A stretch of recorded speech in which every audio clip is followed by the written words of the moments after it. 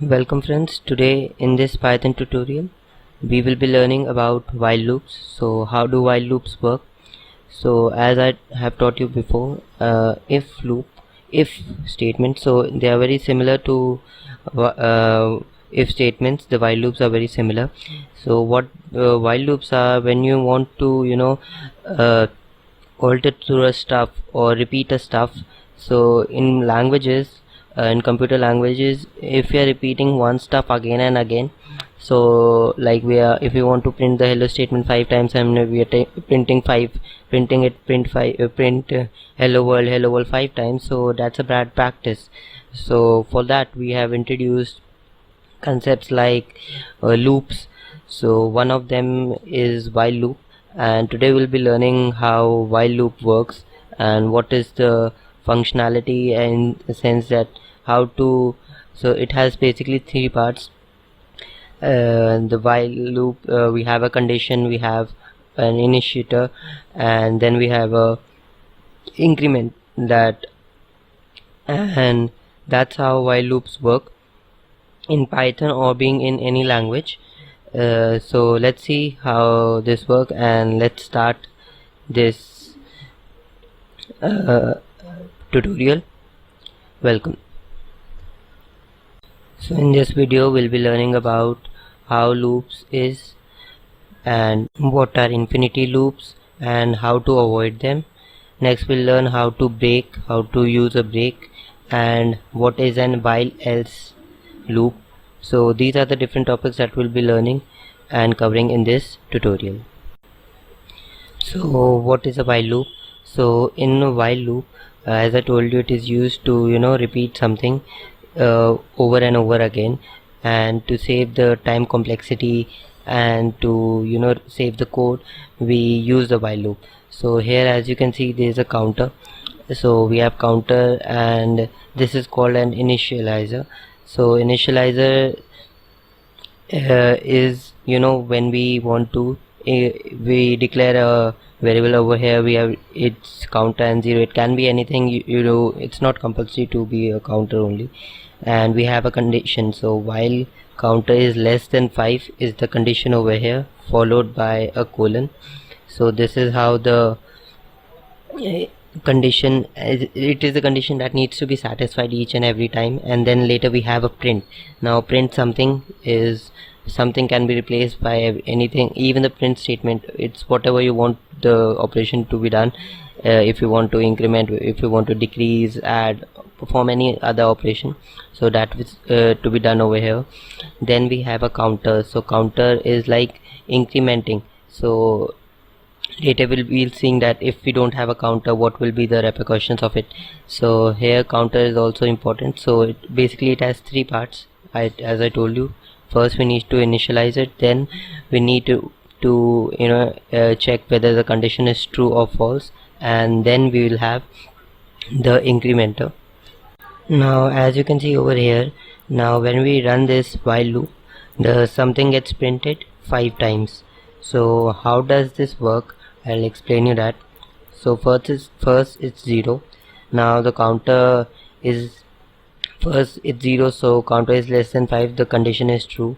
Now it comes to the next, so it prints. Now the counter comes to the next, the execution comes to the next statement, and we have counter is equal to plus, so now it becomes 1. After becoming 1, it goes up again to the while statement. Now it checks since 1 is less than 5, so it comes down, prints something, then it comes down again. Now it becomes 2, now goes up. So similarly, when it is 4, so it goes up. 4 is less than 5, print something, then comes down, it becomes 5. So 5 goes up again. When the counter is less than 5, 5 is less than 5, it says it becomes false. And now the counter says something, it doesn't print something, and there itself it exits. So this is how it works. So coming to our next topic, avoiding infinity loops. So first you will be thinking, what is an infinity loop? So as I told you just now, that it is a loop that runs over a particular period of time. So what an infinity loop does is it keeps on running until the program crashes. So that's called an infinity loop. There are many ways to create an infinity loop. Okay, now one thing is that this is how I taught how the closed loop works, as you have seen in the previous video. Now let's see how an infinity loop works. So the working of an infinity loop is like over here we see that counter is equal to 1. We have stated that counter is equal to 1 and counter is less than equal to 6 in the condition, and then we print counter, and counter plus is equal to 1 in the our normal closed loops, right? Now while counter plus we are incrementing it, but when we are not incrementing it, okay, then that can be an infinity loop. Okay, now over here you can see that we have counter is less than 6, so in the infinity loop section. So when counter is equal to 1, so it will remain 1 only for the meanwhile. It is not being incremented, neither you see a decrease nor an increase. So every time it enter a loop, the counter is less than 6, less than 6, less than 6, and it keeps on printing the 1 1 1 1, because as I've told you, there is no increment. Okay, now if you see that the program crashes and keeps on printing 1 1 1 1 1 1. This is how an infinity loop basically works. So now you can use the break statement. This is very useful in loops. So what a break statement does is it breaks the line between the counter is running of the counter or running of the loop. So like over here counter is equal to 1 while we come to the while true. So this is like this will run every time when the statement is true. So it will print hello John, and as you can see the counter is also being incremented. So we use if counter is greater than 5, so it will break the statement.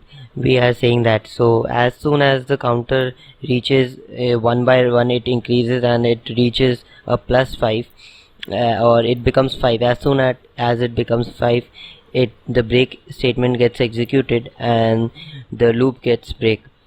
So it will no longer go up, and this is how it will run 5 times using the break statement. Now coming to the while statement, while else. So else is executed when the condition is like over here you can see, like if the while statement is not executed, else would be executed if there's an error or a break. So this is how else work. So like over here you can see that counter is equal to 1, so 1 is less than 5, then print counter. Now counter gets incremented. This is normal as we have learned earlier. Now as soon as it becomes 5, while counter is equal to after incrementing, so it becomes 5. So 5 is less than 5, so it will give us an error. So it will not print counter, it will not give an error, but it will come to the else statement. Now else would print 5, and that's how this loop will get executed. And you can see over here that all the numbers 1 2 3 4 5 are printed. So now let's recap what we have learned till now. We have learned that how while loops, what is a while loop and how we create them. Then we learned how an infinity loops are and what infinity loops are and how to avoid them. Then we learned how to use the break statement and how to use the else statement along with the while statement. So I hope you enjoyed today's video and you could take back a lot. So stay tuned in and we'll be right back with some more amazing videos. Thank you.